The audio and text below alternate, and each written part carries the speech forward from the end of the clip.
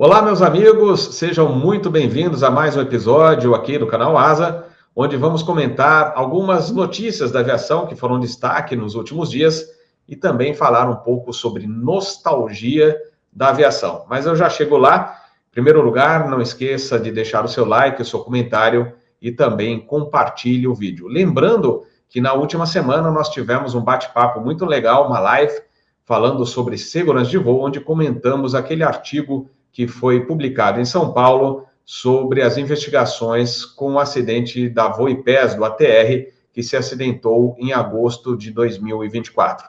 Mas, então, vamos lá às notícias e logo a gente já fala sobre o assunto principal que eu queria falar, conversar com vocês, que é sobre nostalgia da aviação. O que a gente tem que esperar dos novos pilotos, dos futuros pilotos que a gente quer ver no cockpit. Mas vamos lá com as notícias e em seguida a gente entra no segundo assunto do dia.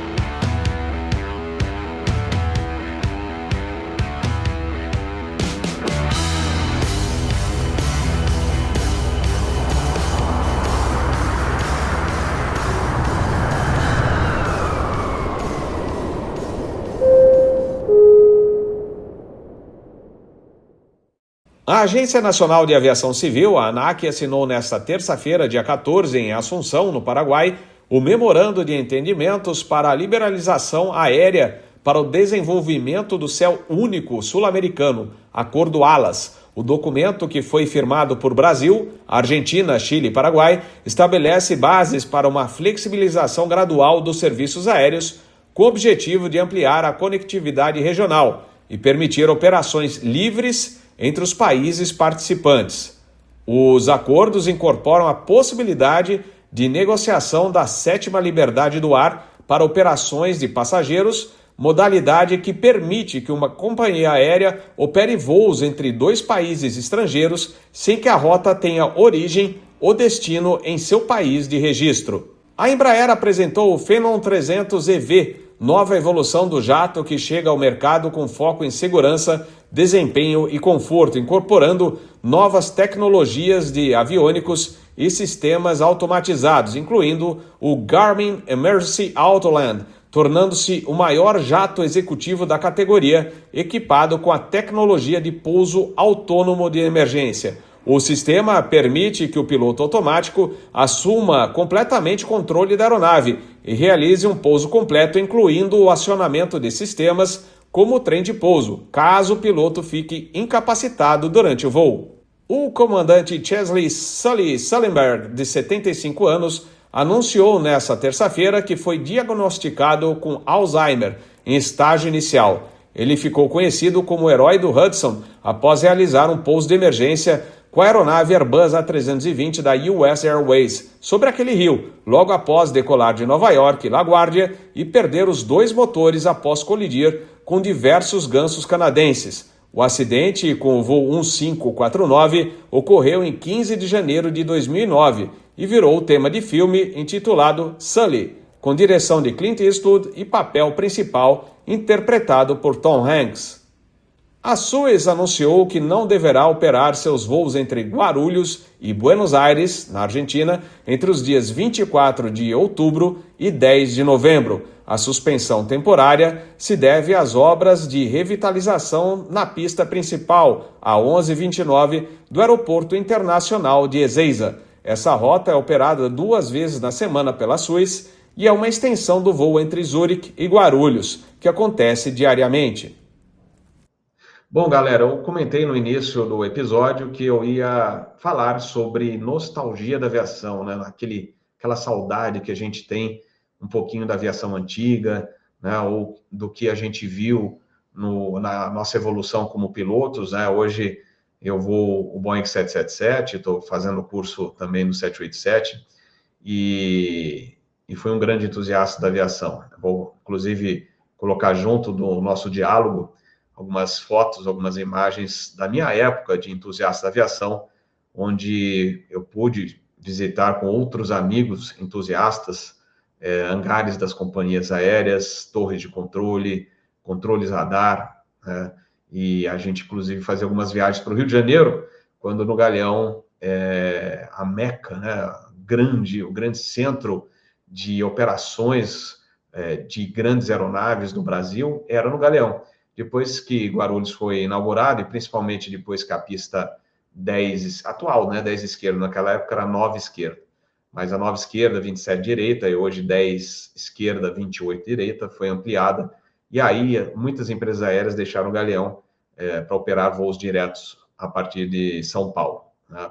Então, todo aquele movimento que a gente via na década de 80, que a gente fazia viagens, os entusiastas faziam viagens para o Rio de Janeiro para fotografar os aviões lá. A Varig, então, operava uma frota, praticamente metade da frota estava num dia, metade da frota estava no outro. Então, tinha certas horas pela manhã e à noite que você via vários DC-10, vários Boeing 747.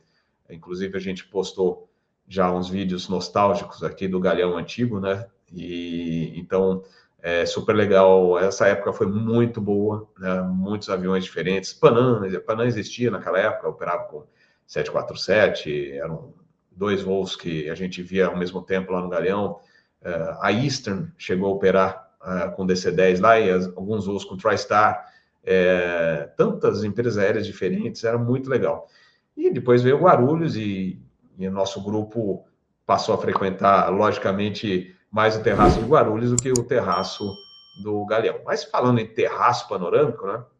Lembrando que naquela época, década de 80, nós fundamos a Associação de Escuta do Tráfego Aéreo. Por que era a escuta do tráfego aéreo?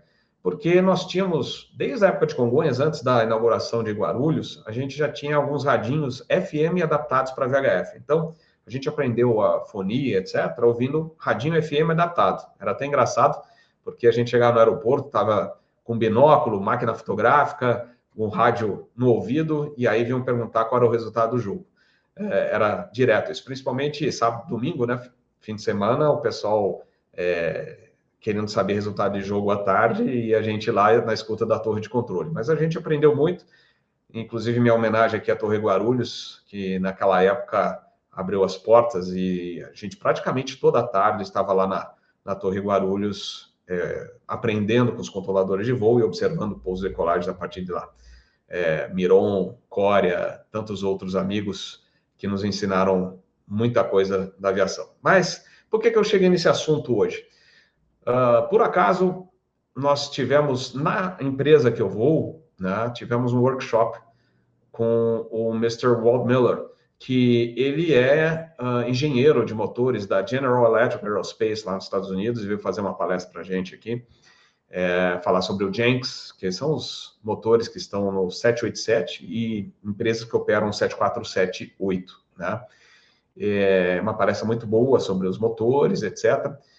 E num determinado momento, aliás, vale destacar que ele foi piloto. Aliás, ele é piloto, porque além de ser engenheiro na General Electric, né, ele começou como engenheiro lá, ele é piloto de teste hoje lá da GE. Então, juntou tudo, né? Ele tem um conhecimento absurdo, né? E foi muito legal a palestra dele, mas foi interessante, uma hora, logo depois do café, café no intervalo, né? Antes, ele já colocou um dos slides para falar e, de repente, ele começou a falar da vida dele, como desde de criança, quando ele queria ser piloto, né?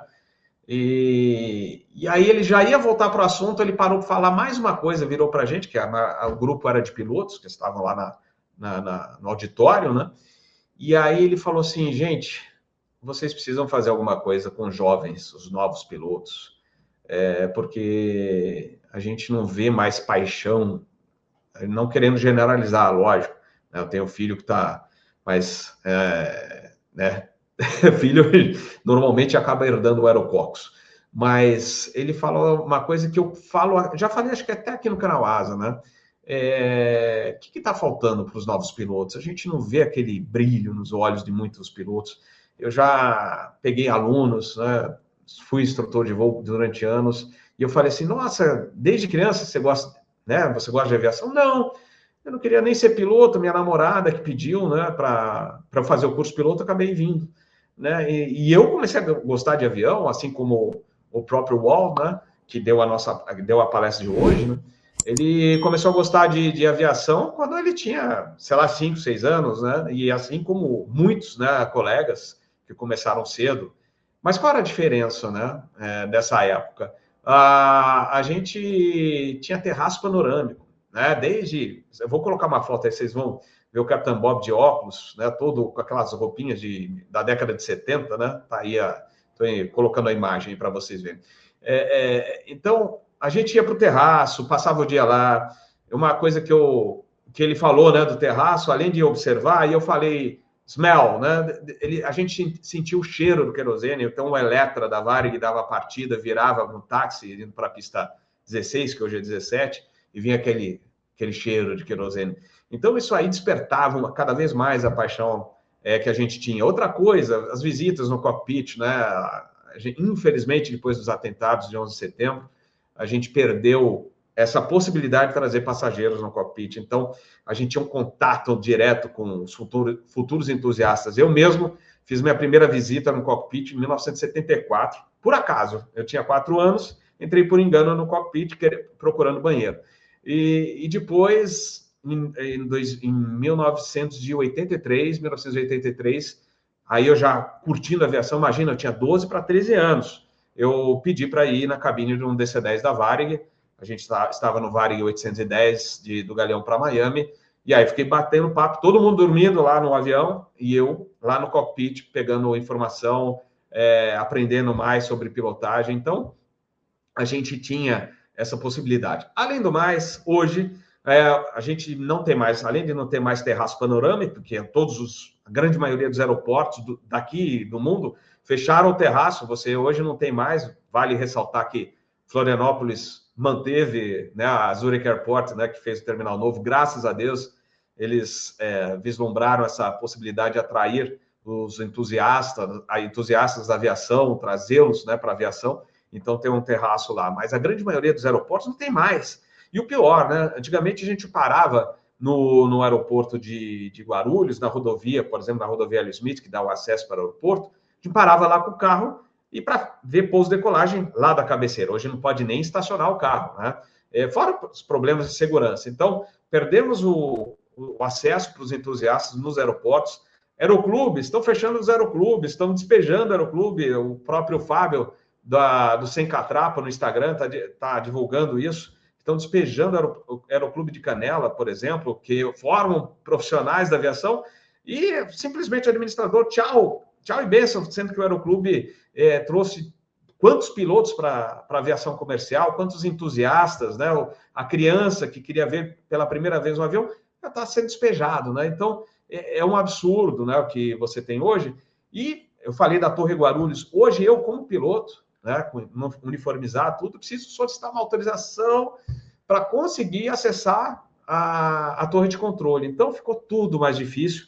E o que sobrou, né, sobraram os canais de YouTube que fazem, né, a gente procura fazer esse papel de trazer essa paixão que a gente sempre curtiu pela aviação para vocês, mas, infelizmente, lá no cockpit mesmo, a gente vê, não é só aqui no Brasil, hein? Eu vejo isso pelo mundo. Eu estava comentando, inclusive, com o Eduardo Berenstein, que vocês conhecem bem aí dos episódios de segurança de voo. Ele comenta a mesma coisa. Tem alguns pilotos novos que estão chegando lá, sabe? Além de ter pouca experiência, eles não conhecem nada, não tem aquele histórico, aquela paixão que curtiu desde sempre, pesquisando livros, revistas de aviação, procurando ir nos aeroportos. Então a gente não vê mais. Deixei esse assunto aqui para vocês comentarem comigo.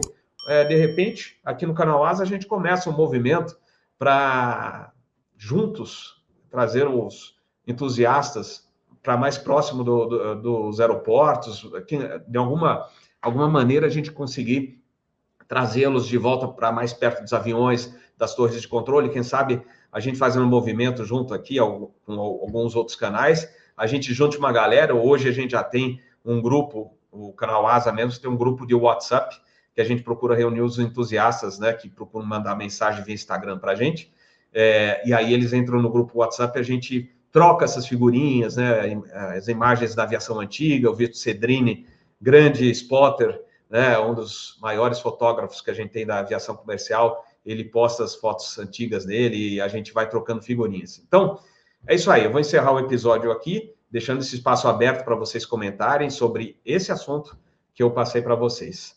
Então, mais uma vez, não deixe de comentar, de compartilhar o vídeo, deixar o seu like e procure divulgar o canal Asa entre os seus amigos. Então, esse é o boletim dessa semana. Vamos ver se ainda nessa semana a gente faz mais uma live de segurança de voo, mas eu vou avisar vocês, lembrando que temos o Instagram também. É o mesmo endereço aqui do canal Asa, @canal_asa. Aí mandem sua mensagem lá e procurem sugerir algumas reportagens e eu vou trazer para vocês. Beleza? Grande abraço para vocês, muito obrigado e tenham todos um ótimo fim de semana aí nos próximos dias e vamos aguardar aí o finalista, mais um finalista aí da Copa do Mundo deste ano, que teve hoje, que eu estou gravando, a Espanha finalista e agora aguardando só o próximo. Um grande abraço e muito obrigado. Valeu!